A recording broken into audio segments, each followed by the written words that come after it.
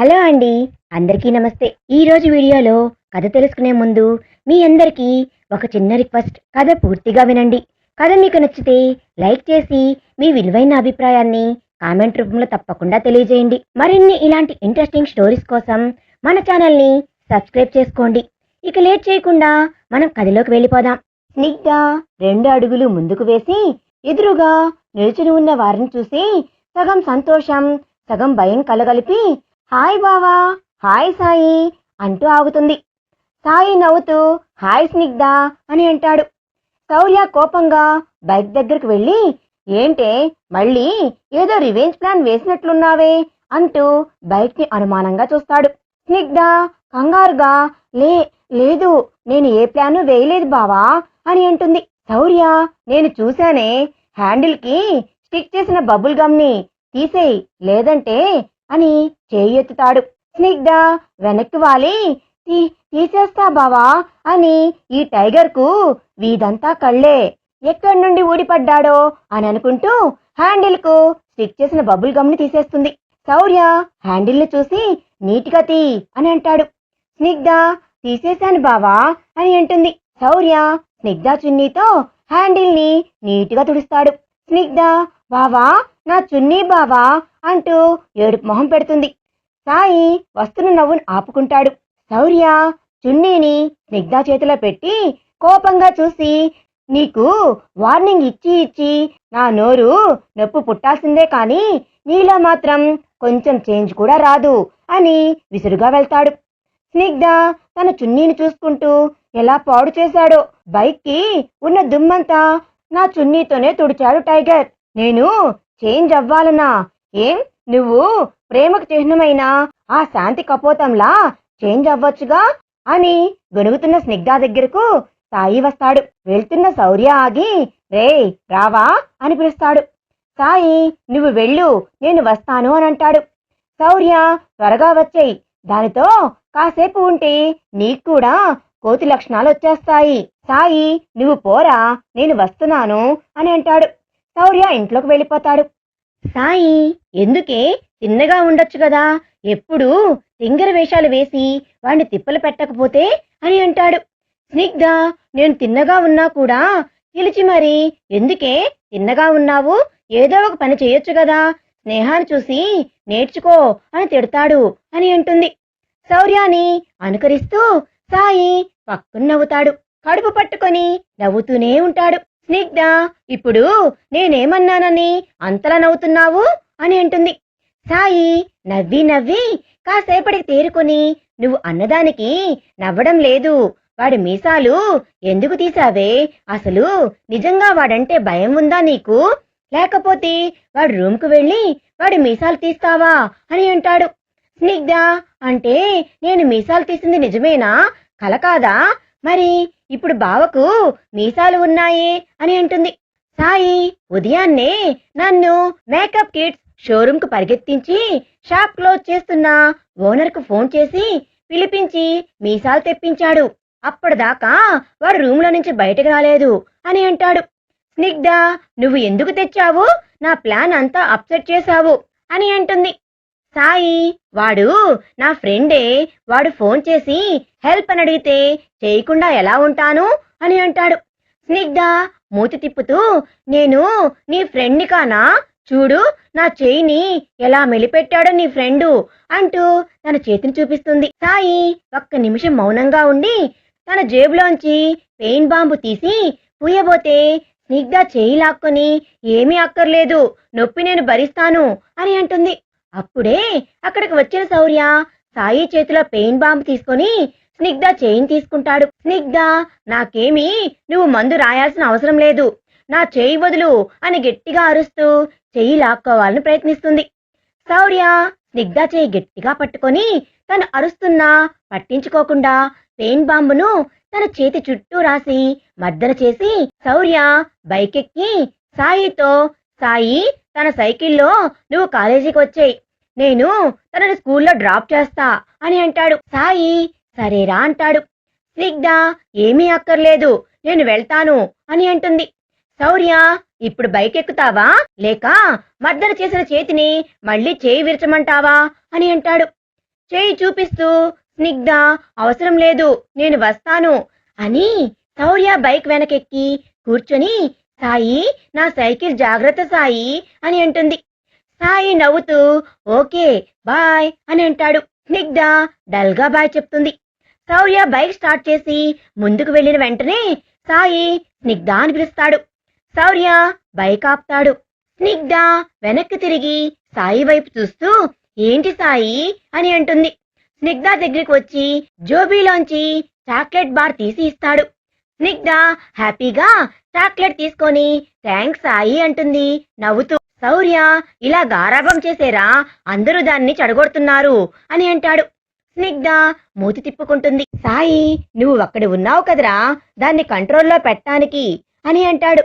శౌర్య సరే నువ్వు త్వరగా వచ్చేయి అని బైక్ స్టార్ట్ చేస్తాడు. స్నిగ్ధ చాక్లెట్ రేపర్ తీసి తింటూ ఉంటుంది.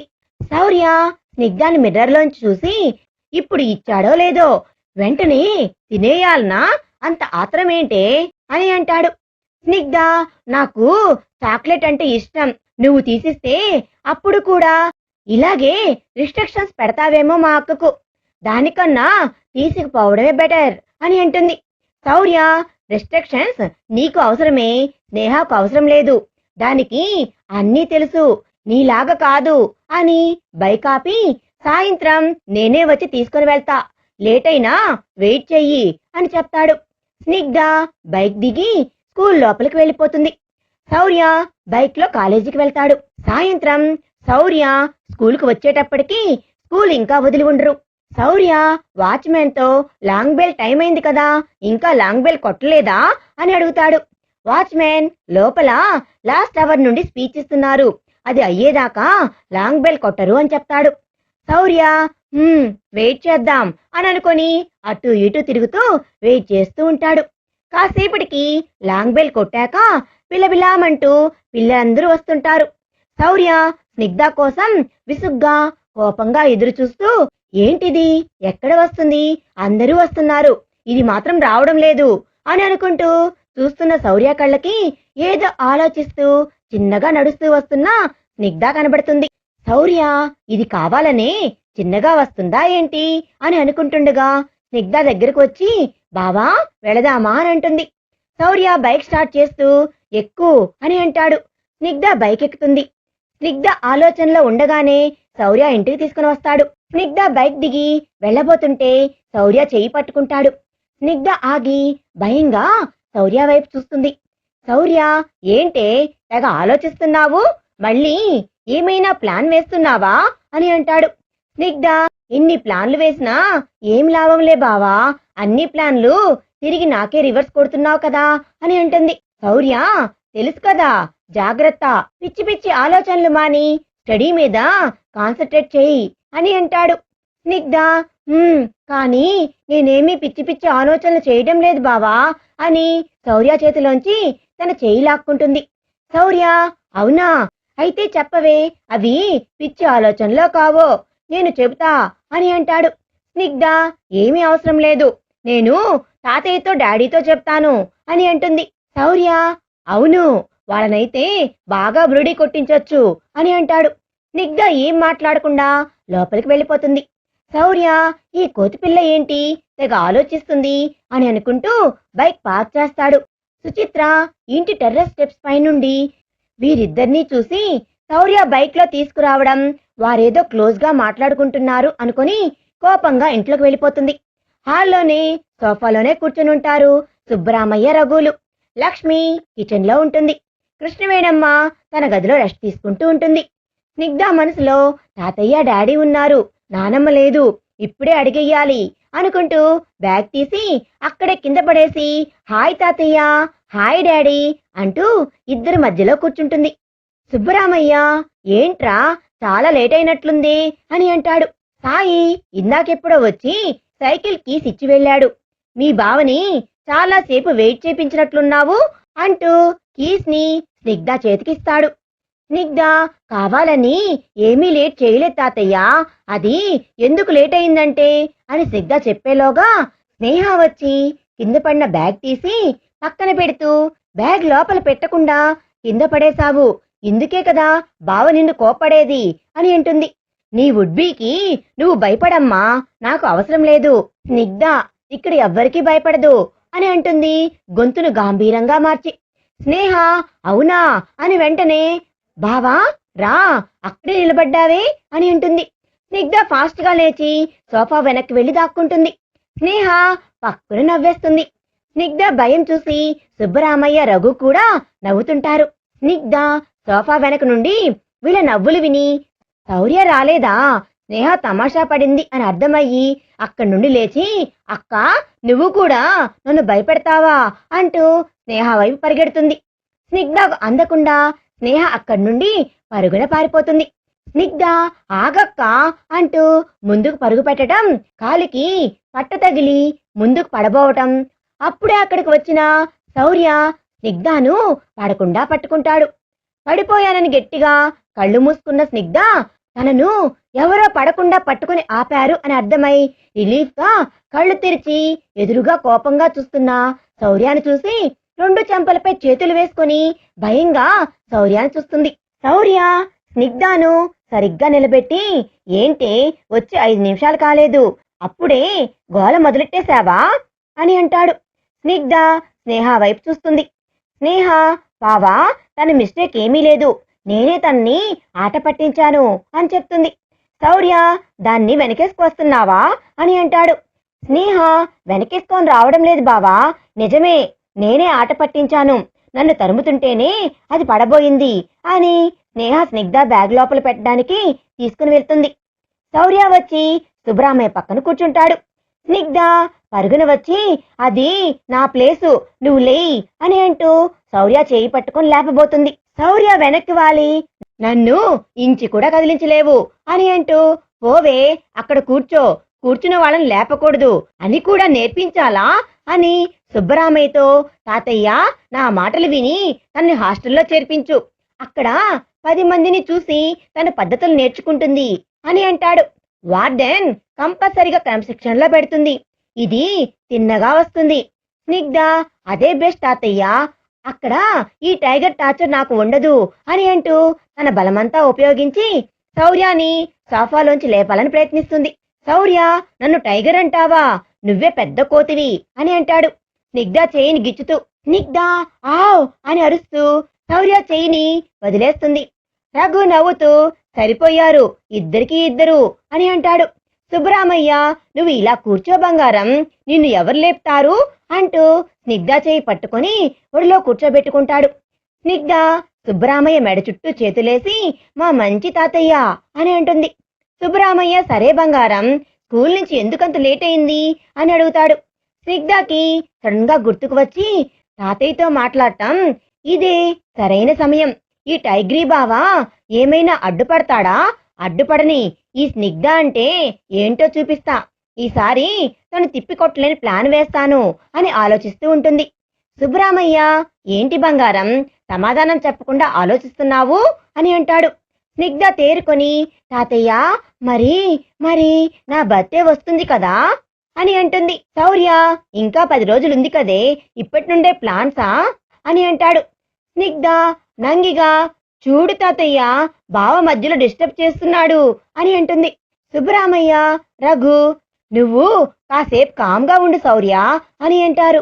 శౌర్య అందరూ దాని వైపే ఉంటే నేను కామ్గా ఉండక ఏం చేస్తాను అని అంటాడు శౌర్య. సుబ్బరామయ్య నువ్వు చెప్పు తల్లి, ఈసారి నీ బర్త్డేనే ఎలా సెలబ్రేట్ చేయమంటావు, ఎప్పట్లాగే అందరినీ ఇన్వైట్ చేసి కేక్ కట్ చేసుకుంటావా లేక నువ్వు ఇంకేదైనా ప్లాన్ లో ఉన్నావా అని అంటాడు. స్నిగ్ధ సుబ్బరామయ్య చొక్కా గుండి పట్టుకొని లాగుతూ తాతయ్య మరి మరి అని నసుకుతుంది.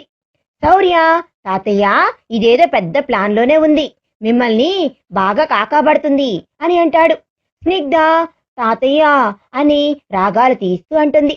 సుబ్బరామయ్య శౌర్య నువ్వు కాసేపు ఉండు, తనని చెప్పని అని స్నిగ్ధతో నువ్వు చెప్పరా అని అంటాడు. స్నిగ్ధ తాతయ్య అది అది నా ప్రతి బర్త్డే గ్రాండ్ గా సెలబ్రేట్ చేస్తారు కదా, దానికి ఎంత ఖర్చు అవుతుంది అని అంటుంది. నీకెందుకే అని అనబోతున్న శౌర్యాన్ని రఘు నువ్వు కాసేపు ఉండురా అని నోరు మూసేస్తాడు. సుబ్బరామయ్య మినిమం ఎంత లేదన్నా 1 lakh అవుతుందిరా, ఏమి అని అంటాడు. లక్ష్మి కూడా ఈ మాటలు కిచెన్లోకి వినబడి స్నిగ్ధ బర్త్డే గురించి మాట్లాడుతున్నారు అని హాల్లోకి వస్తుంది. స్నిగ్ధ, నాకు ఏ సెలబ్రేషన్స్ వద్దు తాతయ్య, ఆ మనీ నాకు ఇవ్వండి అని అంటుంది.